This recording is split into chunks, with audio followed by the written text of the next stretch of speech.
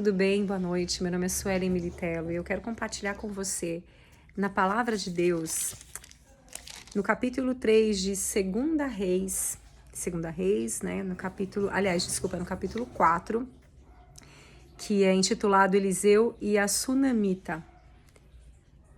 O nosso profeta, então, encontra com ela, com a Sunamita. Certo dia, passou Eliseu por Sunem, onde se achava uma mulher rica, a qual o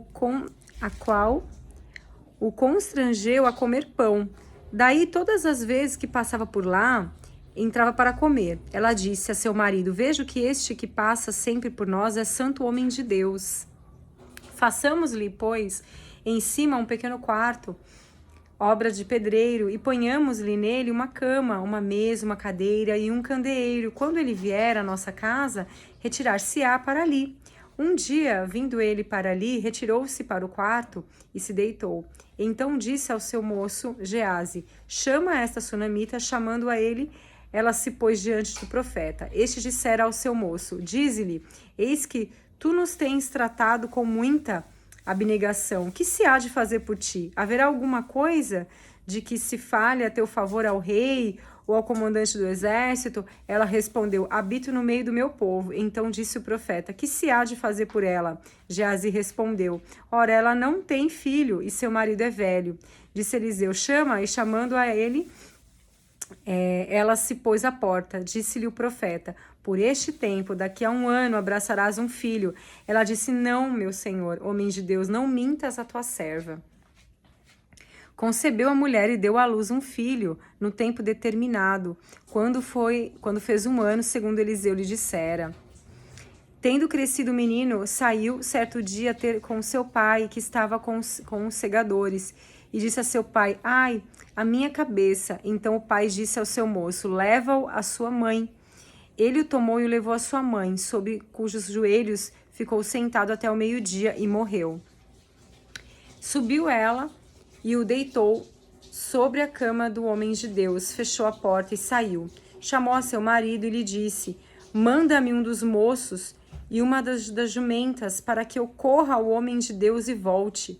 Perguntou ele: por que vais a ele hoje? Não é dia de festa da lua nova, nem sábado. E ela disse: não faz mal. Então fez ela albardar a jumenta e disse ao moço: guia e anda, não te detenhas, não te detenhas no caminhar, senão quando eu te disser.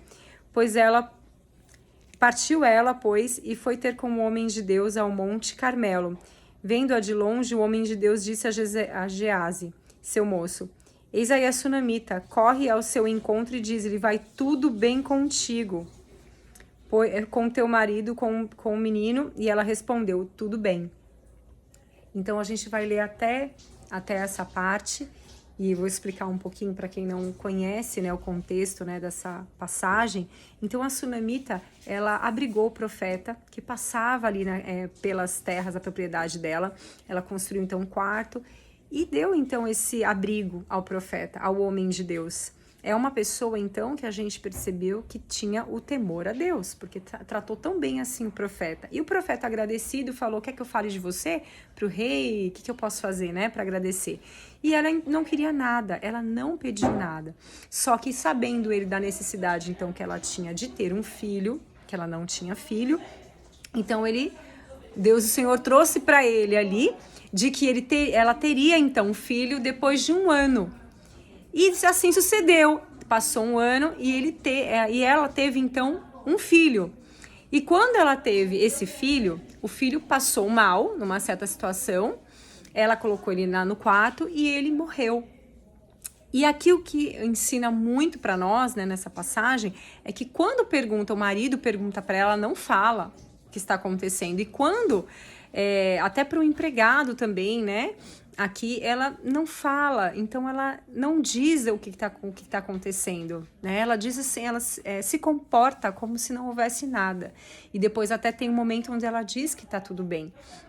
Então, onde ela estava, né? Ela estava com um morto em casa. E assim ela diz que vai tudo bem. Então, o que nos ensina aqui nessa reação dela, da sunamita, é a gente pensar. Ela não tinha feito esse pedido. Talvez se fosse algo que ela não estava mais acreditando. Mas quando o profeta estava lá, ela conheceu esse profeta, viu provavelmente o relacionamento dele com Deus. E ela, pelo temor que ela já tinha a Deus, então, ela recebeu esse milagre, recebeu essa promessa. Então, é como se ela cresce, que algo realmente poderia acontecer. Por isso que ela manda chamar esse profeta. E esse profeta aqui representa realmente o que a gente entende como o relacionamento ali com Deus, né? É como se ela tivesse ainda se agarrando na confiança de que Deus faria algo, já que trouxe o menino, né? Trouxe o milagre, que era muito mais difícil para quem não tinha, só ela sabia o tempo que ela estava sem o filho. E aí ter o filho era um milagre. Então, outro milagre, né? Viver outro milagre, que seria ela, né, esse filho então reviver, era algo completamente possível para quem já tinha experimentado um milagre de ter esse filho. Então, o que nós, né, devemos pensar aqui nessa passagem da Sunamita, mais até do que ela não contar para as pessoas, porque às vezes a gente até não conta para as pessoas, mas no nosso íntimo a gente também não acredita, ou no nosso íntimo a gente não confia, ou a gente não está em paz com algo, ou a gente está ali com uma perturbação, pensando como vai fazer, como Deus vai fazer esse milagre, como vai acontecer, porque às vezes a gente olha e não vê nada. E aí essa falta de fé, às vezes a gente até pode falar que tá tudo bem, assim como a Sunamita fez, mas talvez interiormente não esteja.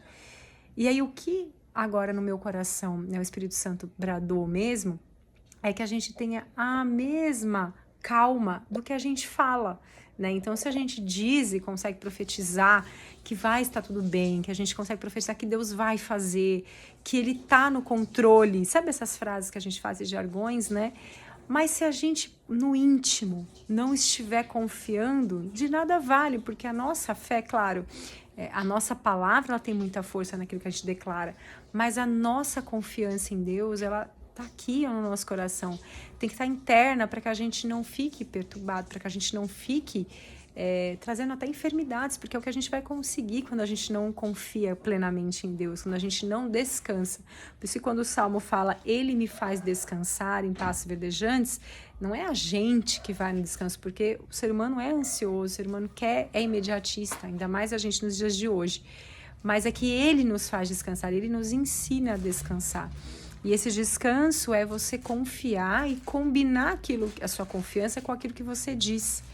Então, isso nessa passagem é exatamente o que está nos ensinando, que a gente esteja descansados, confiantes a ponto de dizer que está tudo bem diante de uma situação de caos, de uma situação que que já piorou tudo, que é realmente um milagre muito impossível, mas a gente dizer que está tudo bem, e mais do que dizer, mas a gente ter uma confiança plena e uma atitude que combine com aquilo. A gente não está desesperado, a gente de fato está confiante e não só falando.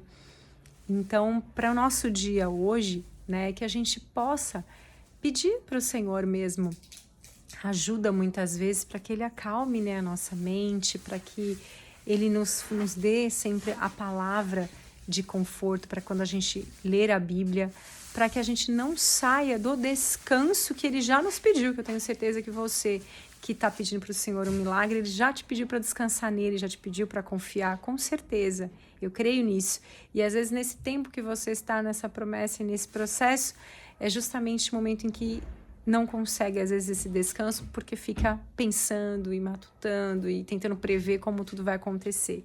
E não é dessa forma que Deus quer que a gente se comporte, porque isso só vai fazer mal para nós e atrapalhar todo o processo que Ele está fazendo em nós, através de nós, mas também encaixando todas as coisas para entregar o milagre para mim e para você, o seu e o meu milagre.